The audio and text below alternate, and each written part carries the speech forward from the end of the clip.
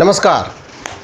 Corona की दूसरी लहर ने पूरे देश को अपनी चपेट में ले लिया है और विशेष रूप से महामारी की दूसरी लहर का जवाब देने के लिए दवाओं और टीकों समेत विभिन्न चिकित्सा उत्पादों को देश में सस्ती कीमत पर उपलब्ध कराने की तत्काल आवश्यकता है।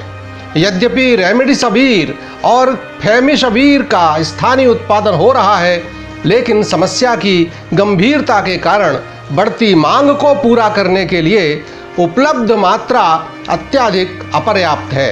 रेमडेसिविर के भी संबंध में रिपोर्ट बताती है कि उचित लाभ सहित रेमडेसिविर की पूर्ण लागत 9 अमेरिकी डॉलर के आसपास है, यानी लगभग 666 रुपये, लेकिन यह आजकल मिल रही है 899 रुपये और 3490 रुपये प्रति शीशी के बीच।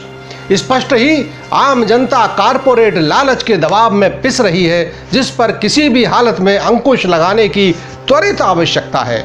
दूसरी ओर वैश्विक कारपोरेट बिल गेट्स का कथन है कि वे वैक्सीन फार्मूला भारत और अन्य देशों के साथ साझा करने के खिलाफ है। यह इस सदी की बीभत्स महामारी के समय में भी कारपोरेट लालच की एक और अभिव्यक्ति है। इनकी बात जाने दें। हमारे अपने देश की दोनों कंपनियों द्वारा घोषित वैक्सीन की कीमतें भी बहुत ज़्यादा हैं और इससे देश में टीकाकरण की गति धीमी हो सकती है। खासकर इस महामारी के दौरान दवाओं और टीकों में अनैतिक मुनाफा सभी परिस्थितियों में अनुचित है। इसके अलावा एक और तथ्य ध्यान देने योग्य है। टीकाकरण के मामले में देश की कम से कम 70% आबादी का टीकाकरण करने के लिए लगभग 195 करोड़ खुराक की आवश्यकता है। यह दोनों कंपनियों द्वारा किसी भी हालत में अकेले पूरा नहीं किया जा सकता।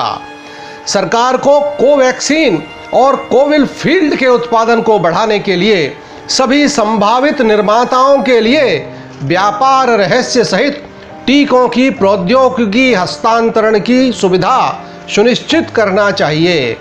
यह स्वागत योग्य है कि राष्ट्रीय स्वयंसेवक संघ की प्रेरणा से चलने वाले स्वदेशी जागरण मंच ने भी इस कठिन समय में जरूरतमंदों की सेवा करने के साथ साथ वैश्विक मुनाफाखोरों के खिलाफ भी आवाज उठाई है। स्वदेशी जागरण मंच ने भारत सरकार से आग्रह किया है कि रेमडेसिविर, फेविपिराविर, टोसिलुजुमाब जैसी दवाओं के उत्पादन के लिए या तो सरकार धारा 100 के तहत अनिवार्य लाइसेंस के प्रावधानों का उपयोग करे या धारा 92 के तहत अनिवार्य लाइसेंस जारी करे।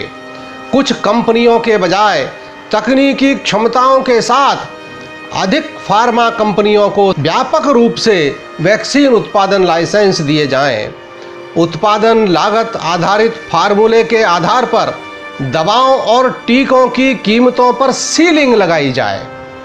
वैश्विक स्तर पर सभी प्रासंगिक अंतर्राष्ट्रीय मंचों पर प्रौद्योगिकी हस्तांतरण की सुविधा की आवश्यकता और बौद्धिक संपदा अधिकारों की छूट की मांग को आगे बढ़ाया जाए।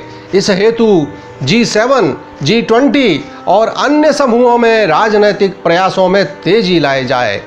अगर आप भी इस विषय और विचार से सहमत हों तो कृपया इस वीडियो को अधिक से अधिक साझा करें, अधिक से अधिक लोगों तक पहुंचाएं। नमस्कार।